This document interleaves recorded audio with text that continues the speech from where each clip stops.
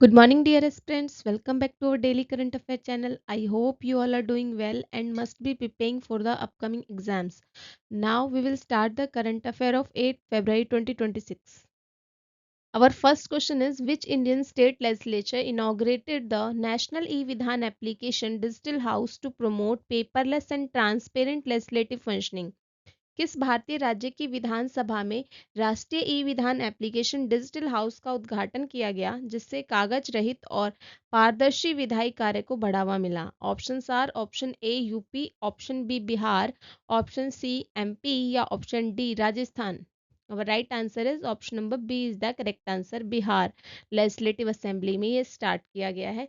किसके द्वारा स्टार्ट किया गया है ये नेवा डिजिटल हाउस जो है? इनॉग्रेटेड बाय जो लोकसभा के स्पीकर हैं, कौन? ओम बिरला जी, उनके द्वारा इनॉग्रेट किया गया है। ठीक है, और अब यहाँ पे स्पीकर की बात आ ही गई है तो आप मुझे बताएंगे कि कौन सा आर्टिकल रिलेट करता है लोकसभा के स्पीकर और डिप्टी स्पीकर से रिलेटेड? 93 जो आर्टिकल है वो लोकसभा के स्पीकर और डिप्टी स्पीकर से रिलेट है। ये जो नेवा डिजिटल हाउस है जिसका इनॉग्रेशन लोकसभा के स्पीकर ओम बिरला जी के द्वारा बिहार लेजिस्लेटिव असेंबली में किया गया है, ये सपोर्ट करेगा किसको? Digital access to legislative records and reduce करेगा पेपर यूजेस को। इससे इम्प्रूवमेंट किस चीज़ में होगा? तो transparency, efficiency and legislative research जो है इन सब चीज़ों में इम्प्रूवमेंट आ जाएगा। इसका विज़न क्या है? तो विज़न है इसका वन नेशन वन लेजिस्लेटिव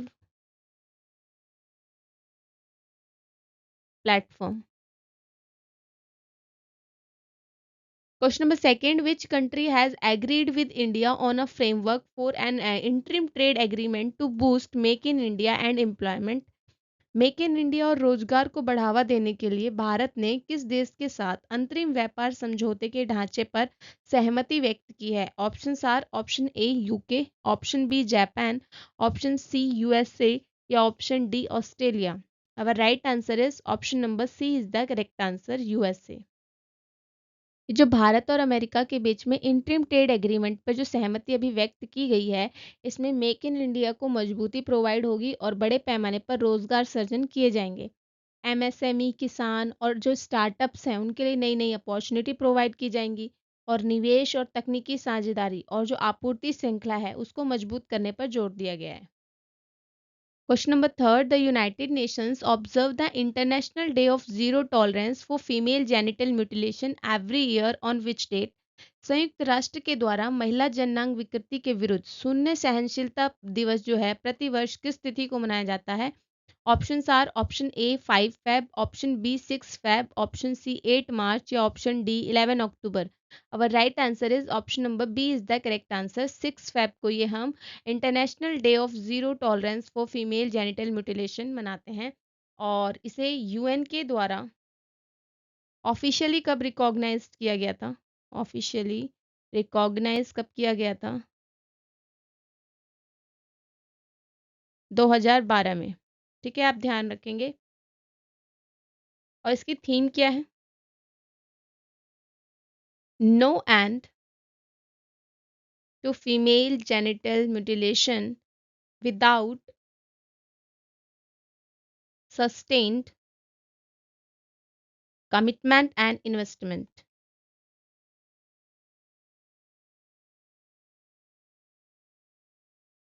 ठीक है, आप इसको भी ध्यान रखें। जो यूएन के द्वारा international day of zero tolerance for female genital mutilation day हमने सेलिब्रेट किया है, ये 6 फेब को किया है। इससे महिलाओं और लड़कियों के स्वास्थ्य और गरिमा की रक्षा प्रोवाइड की जाती है। और जो यूएन की जो जनरल असेंबली है उसके द्वारा इसको आधिकारिक मान्यता कब मिली थी? 2012 में मिली थी। और इसका मुख्य उद्देश्य क्या है? तो कुप्रथाओं को समाप्त करना और महिलाओं और बालिकाओं के स्वास्थ्य और अधिकारों की रक्षा करना इसका मुख्य उद्देश्य है। Question number 4, which operation was launched by the Delhi police to stop the misuse of social media for spreading fear through the weapons and threat? Social media पर हथियारों और धमकी भरे पोस्ट के जरिए डर फैलाने पर रोक लगाने के लिए दिल्ली पुलिस ने कौन सा अभियान शुरू किया है? Options are option A operation sealed, option B operation cybernet, option C operation Shastra या option D operation Suraksha. Our right answer is option number C is the correct answer. Operation Shastra जो है स्टार्ट किया गया है दिल्ली पुलिस के द्वारा, और इसका मुख्य उद्देश्य जो है वो सोशल मीडिया पर जो अपराधी प्रवृत्ति और भय फैलाने वाले पोस्ट हैं उन पर कार्रवाई करना है। ये जो ऑपरेशन शास्त्र स्टार्ट किया गया है दिल्ली पुलिस के द्वारा, ये सोशल मीडिया पर हथियारों के प्रदर्शन के खिलाफ जो डर और भय, आपराधिक प्रवृत्ति जो फैल रही है उसको रोकने के लिए स्टार्ट किया गया है। इसमें साइबर निगरानी, पारंपरिक पुलिसिंग का एकीकरण होगा और उसके माध्यम से आपराधिक संकेतों और धमकी भरी जो सामग्री है उसके खिलाफ जो है सख्त कार्रवाई इसमें की जाएगी। Question number 5. Which port became first in India to deploy an advanced anti-drone system to strengthen coastal and maritime security?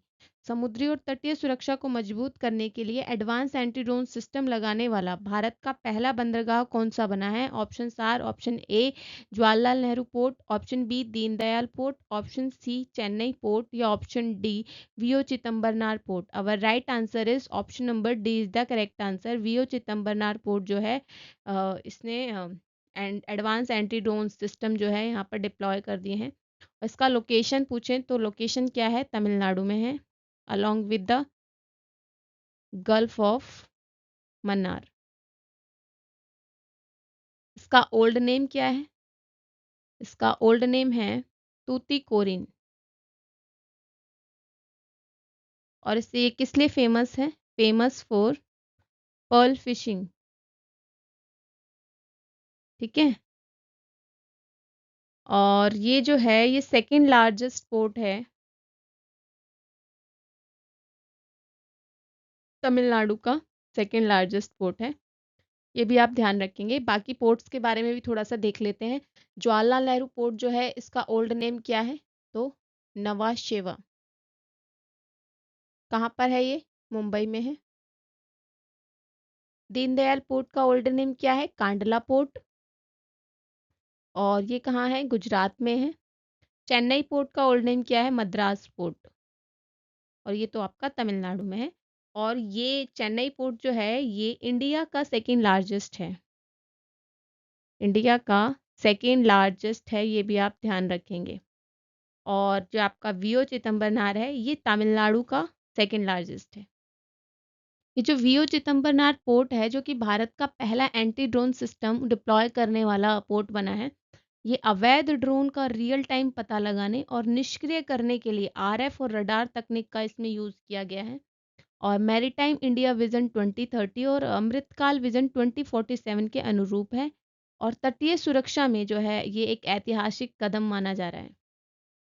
Question number 6. Which Indian teacher won the Global Teacher Prize 2026 at the World Government Summit held in Dubai? Dubai में आयोजित world government summit में global teacher prize 2026 किस भारतीय शिक्षक को प्रदान किया गया है? Option are option A Savita Sharma, option B Rukmini Banerjee, option C Robal Nagi या option D Sunita Williams. Our right answer is option number C is the correct answer. Robal Nagi को जी को ये प्रोवाइड किया गया है ये ग्लोबल टीचर प्राइज 2026 का। अब हम बात करें अगर वर्ल्ड गवर्नमेंट समिट जो कि दुबई में आयोजित हुई है, अभी हमने 2-3 दिन पहले की करंट अफेयर में ही पढ़ा था, तो ये कब हुई थी? 3 to 5 फेब के बीच में हुई थी। और इसका जो हमने थीम भी पढ़ा था, थीम क्या था? Shaping future government, shaping future governments. ठीक है, तो आप ये भी ध्यान रखेंगे। ये जो दुबई में वर्ल्ड गवर्नमेंट समिट जो आयोजित की गई है, इसमें रूबल नागी जी को ग्लोबल टीचर प्राइज प्रोवाइड किया गया है 2026 का, और इन्होंने कला और शिक्षा का जो अनूठा संगम दिखाते हुए सामाजिक बदलाव के लिए इनको ये पुरस्कार मिला है।